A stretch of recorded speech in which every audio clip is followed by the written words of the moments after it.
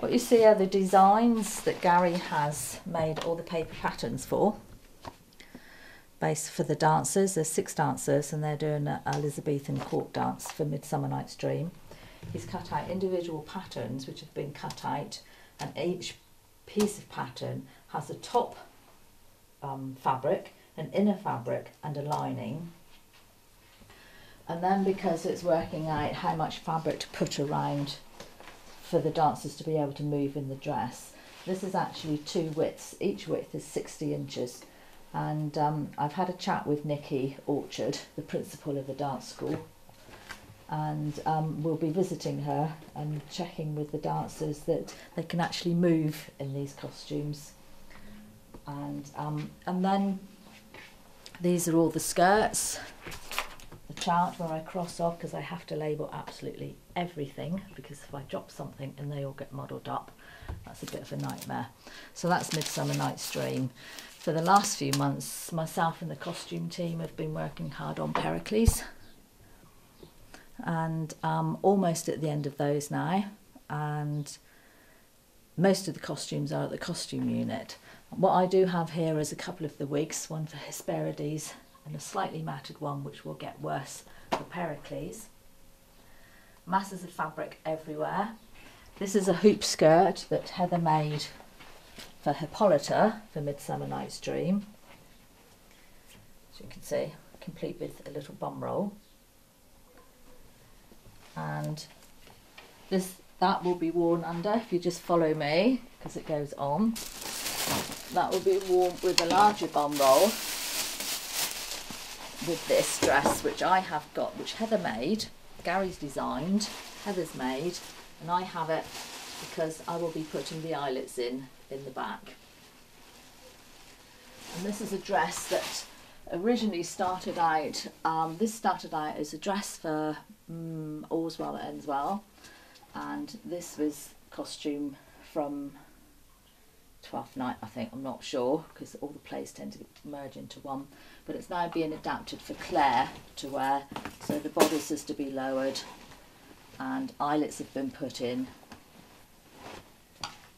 and she will have 2 of those, one that will be distressed for the fight scene, which if you go and see the play, you've got to see the fight scene. This is all fabrics, etc.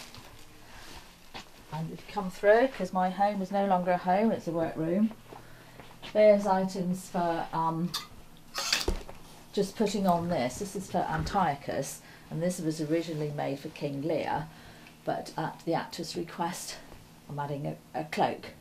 This has been made for Pericles, for his final scene, and it's something that he's getting dressed in on stage, so it has to be open at the front, and one of his attendants will be helping him, and that's where I sew. That's for a machine.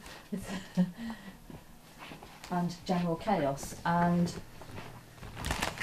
this wig, the idea for the wig, I was looking on a website online in the San Francisco Museum of Collectibles, and they had paper wigs for their costume display, and I thought I could transfer that into fabric, and that's for the goddess Diana, which she looked a bit like the Statue of Liberty, but actually she is the goddess Diana. That's for Laura.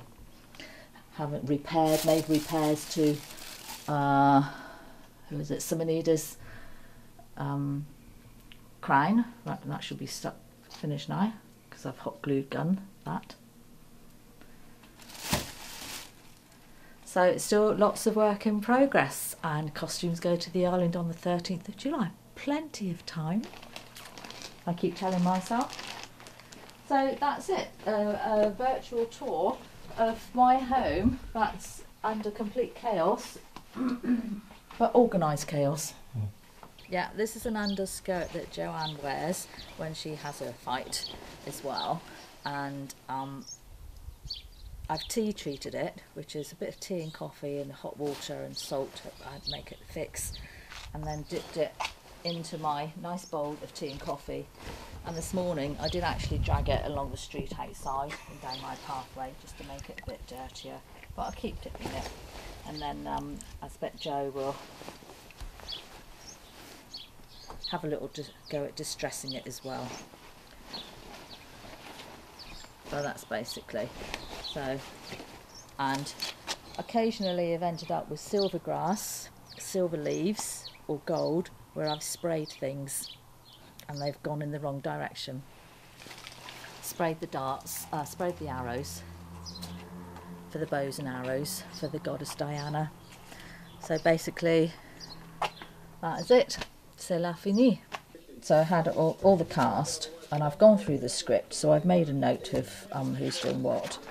And then because of all these different islands, and I decided roughly that's based on King Lear, that's Hamlet and Lovelabour's, Allswell, which is medieval, Pentapolis, Much Ado, which is Renaissance, Ephesus, Julius Caesar costumes, Mytilene didn't have anything in wardrobe, so I decided that they would be more Mid-Eastern stripes, so loads of stripes fabrics.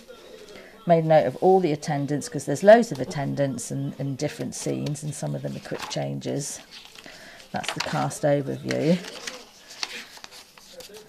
Initial thoughts on who's who. Say Alice was a citizen of Tarsus, Lady of Pentapolis and a sailor. Bev, Dionysa, so she would have a main costume and then wear a posh frock in the second half and then a black dress for mourning. So then I decided for Antioch, split it all up, put all the names down, etc., who's doing what, ideas for what they're wearing, having gone through wardrobe just to refresh my mind. The same for Tyre, who was appearing in Tyre, the actors, similar things what they're wearing. So all that's done individually for Pentapolis and Ephesus. And then I itemised, so each lady had their own page and how many costumes they were wearing. Alice, Anna's on 4 costumes. Bethany's come in, she's been promoted from serving girl to a court lady. Different items. And then the same for the men. Andrew, there was a costume from King Lear that I've put him in. He needed a pocket, and really they didn't have pockets in medieval times, so added a pouch to his belt for something. Brian, it's just masses of stuff, masses of changes.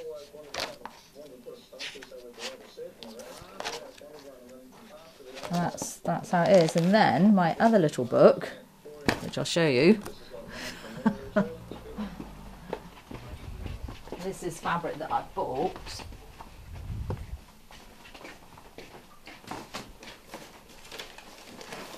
So then I've got the script, which I split up and itemised into different acts, put pages in, add my own little. I do ask for a script, a one-side script, as opposed to double-sided like the actors have, because it's a working script for me. For example, there, Gara comes on in Pentapolis, and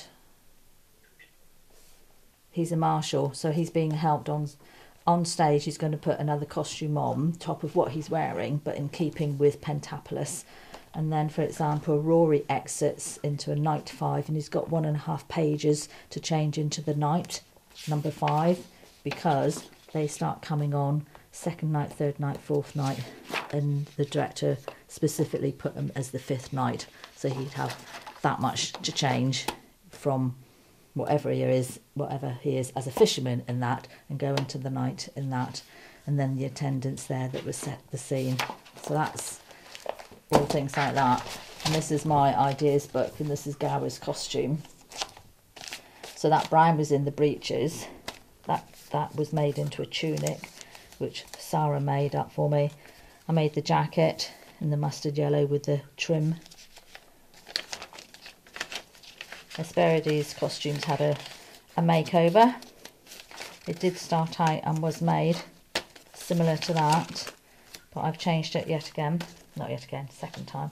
Pericles' tatty green, the shipwreck, which was made into a tunic that looked like it's been not too torn apart, because otherwise he would need lots of bruises and bloody arms and things like that if he's really battered against the rocks himself as well. That's going a bit too far. Pericles costume. A whole load of citizens that appear in Tarsus, and it's poverty struck. So they were all, apart from 3, they've all had to be made. Dionysus' dress has been made by Heather. And Philiptin, I was able to use a tunic that we already had, but we didn't have a tunic to go underneath, and in the correct size, so another tunic was made. And then we can go on to Mytilene, which is, I decided that the pirates needed to come from somewhere, so they came from Mytilene, the same as Lysimachus. So Lysimachus as a costume, which one part was made and one part was bought from wardrobe. Marina's was completely made. Panda, his was completely made. And then you had the boards, and that's all fresh costumes made. Pirates, all made up. And then, and they're not nuns, but we've called them nuns for brevity. They're actually attendants to the goddess Diana, who is pagan goddess Diana, who started out as goddess Artemis with the Greeks, and the Romans changed her to Diana. So, just, and I have to have lists of lists of lists. It's just, I don't survive without my lists. So there we are. Excellent.